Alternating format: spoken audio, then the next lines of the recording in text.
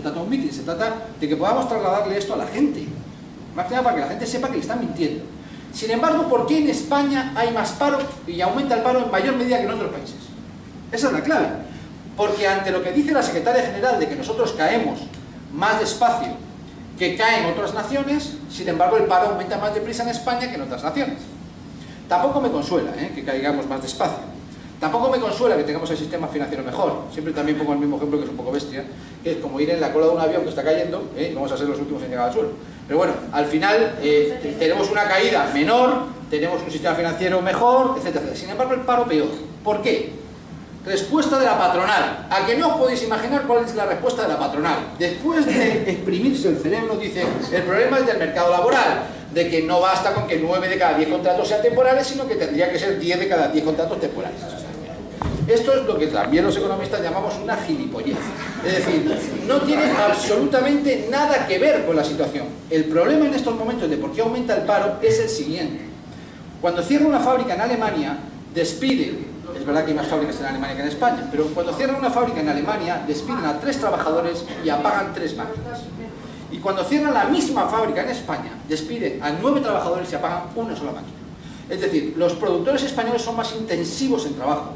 Utilizamos más la fuerza de trabajo, menos el capital y menos la tecnología. Por eso hay más trabajadores por unidad de producto en el caso español.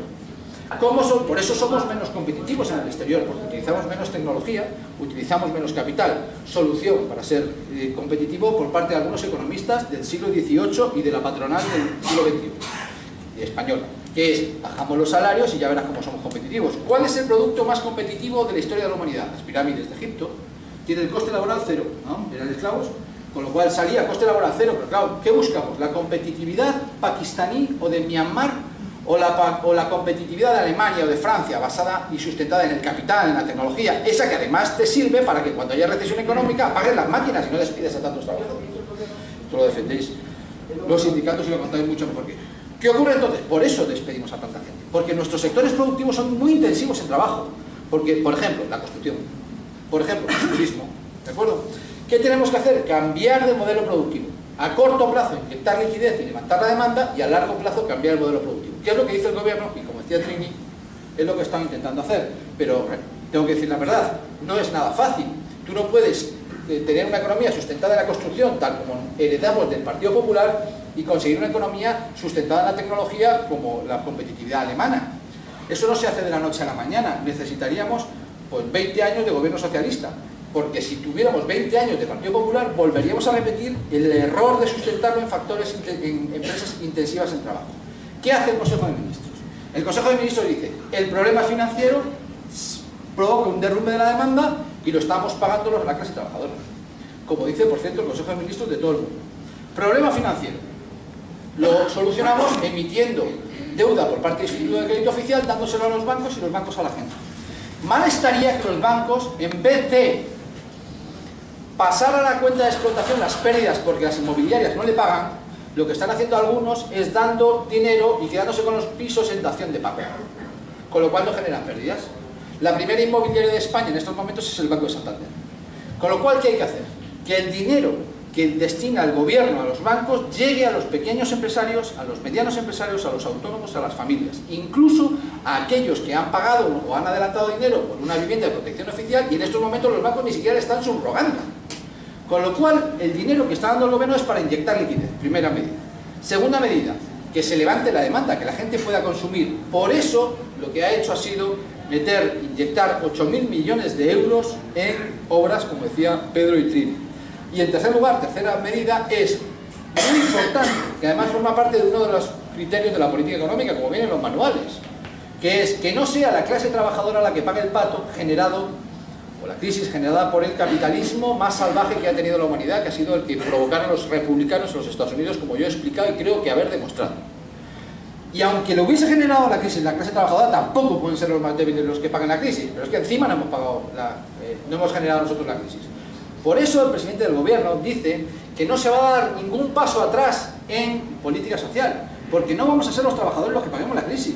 Pero ya no solamente no admitiendo la flexibilidad laboral, sino ni dando un paso atrás en el salario mínimo interprofesional, ni dando un paso atrás en cuanto a las pensiones mínimas, que habría que discutir el incremento del 6% de las pensiones mínimas por parte de mi compañero y amigo Cristóbal Montoro. A mí me parece una barbaridad, una barbaridad. En ese sentido no se va a dar ningún paso atrás.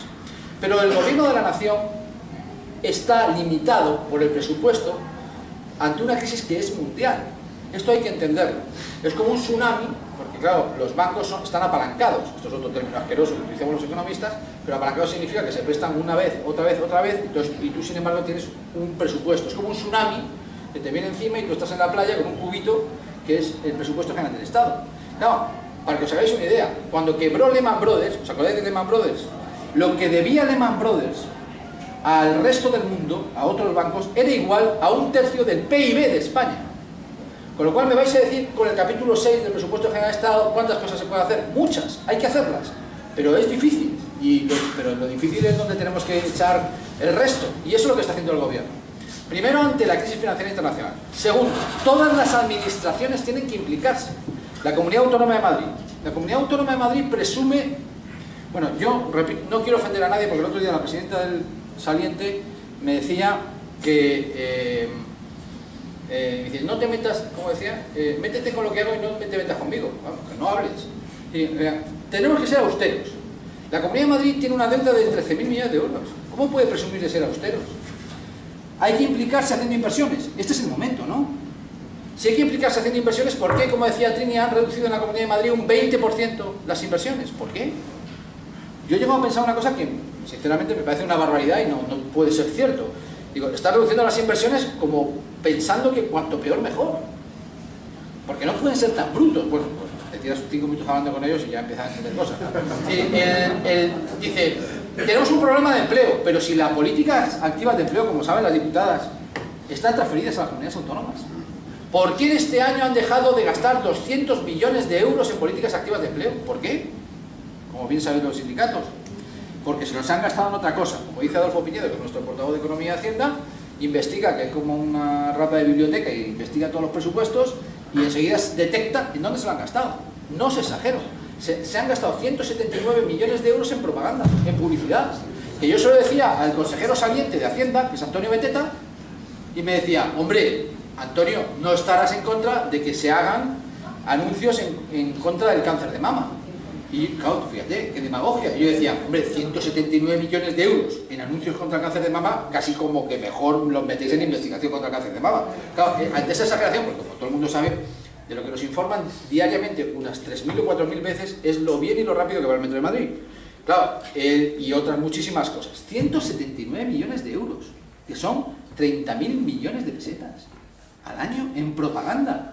Claro, dice, bueno, también se dedican a otras cosas, claro, a espionaje, etcétera, etcétera. A la estabilidad institucional, como en Caja Madrid, a la estabilidad institucional. ¿Qué estabilidad podemos tener en la Comunidad de Madrid? Que esto es importante también desde el punto de vista económico, donde tienen una bronca permanente en Caja Madrid.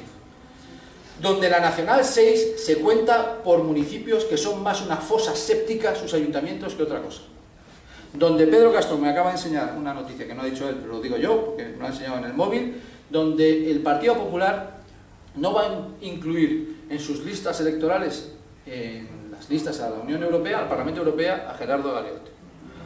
Si no han hecho nada, ¿por qué han cesado al alcalde Bodilla? Cesado no, dimite, pero ¿por qué le han hecho dimitir? Si no han hecho nada, ¿por qué han cesado al consejero de Deportes? Si no han hecho nada. Dice, hombre, pero sigue siendo diputado. Si ha hecho algo, ¿por qué sigue siendo diputado? Si no han hecho nada, ¿por qué Galeote